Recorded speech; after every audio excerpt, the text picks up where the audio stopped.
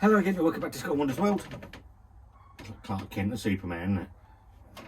Not really, but anyway, yeah, welcome back to Scott Wonders World. I'm Scott, obviously. Wanda's not with us today. She'll be doing most of the cooking videos and the food videos and the other bits and pieces, and it'll be just down to me to do the beer reviews. Was it Elusive Brewing up in Finchhampstead, is it called?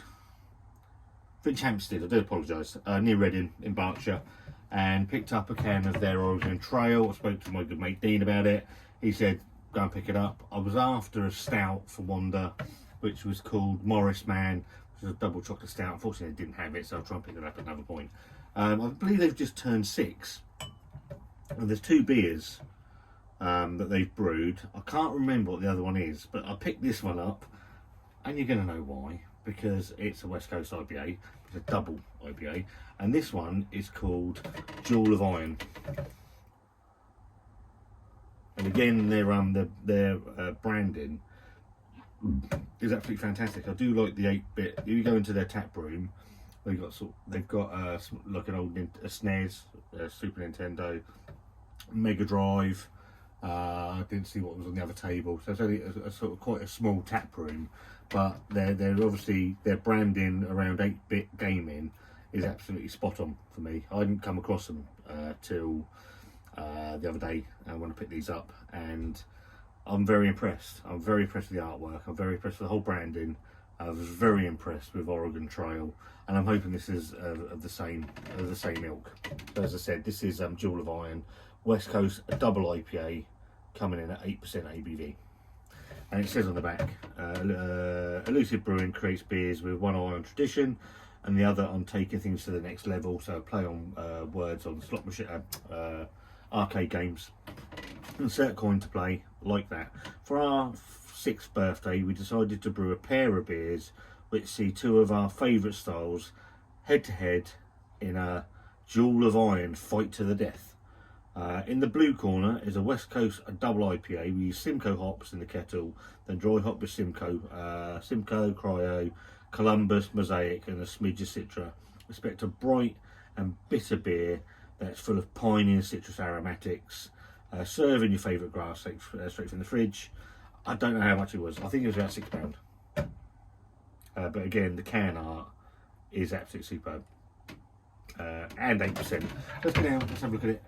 Saying Oregon Trail was an absolute blinder of a beer, and they obviously know how to brew a decent West Coast IPA, so I'm hoping this is in the same ballpark.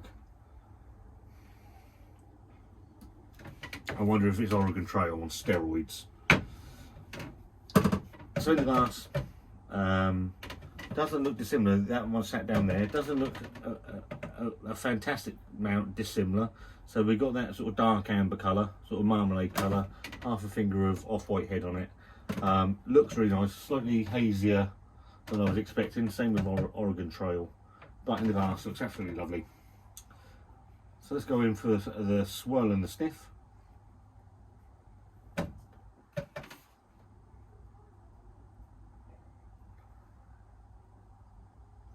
Completely different aroma, actually. I've got this one over here, which is the Oregon Trail.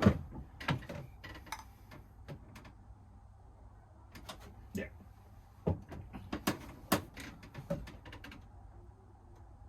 Slightly more herbal on this one. Slightly sweeter. You're picking up those citrus notes and a little bit and that pine. But there's an overall aroma of more sweetness in this one than is in the other one. It smells lovely. Cheers.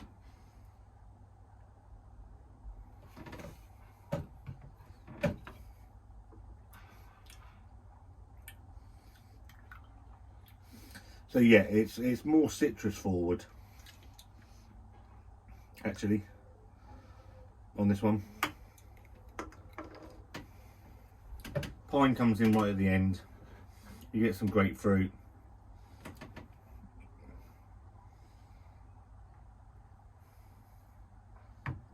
There's no hint of the 8% ABV at all.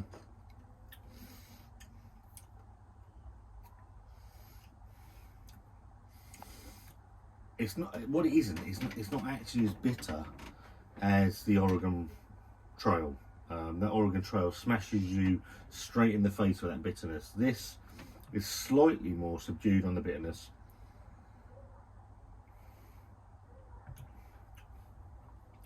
But it's probably just a bit softer in the mouth as well. It is very nice, I've got to be honest.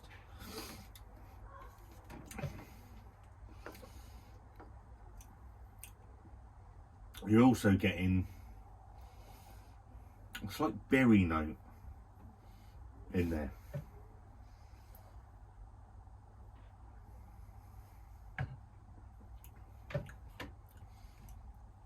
Yeah, there's a slight touch of berry note in there, which is I think it's bringing that slight sweetness through on it. It's very nice, actually. I'm going to be completely honest. I prefer the Oregon Trail than the Duel of Iron. I've had a couple of West Coast double IPAs, and they haven't been my favourite style. I think the ABV sits too high for the style for me. I've had about 3 or 4 now. That's very nice, and it's probably the best of the ones I've had. And it is very nice. It's just a style that I don't particularly get, in all honesty. As I say, it is a lovely beer. So that the nice sweetness that comes through on that, which was like a berry sweetness, is really nice. And obviously you don't get that with the Oregon Trail, which is just a straightforward, in your face West Coast IPA. But it is very nice. Would I buy it again? Probably.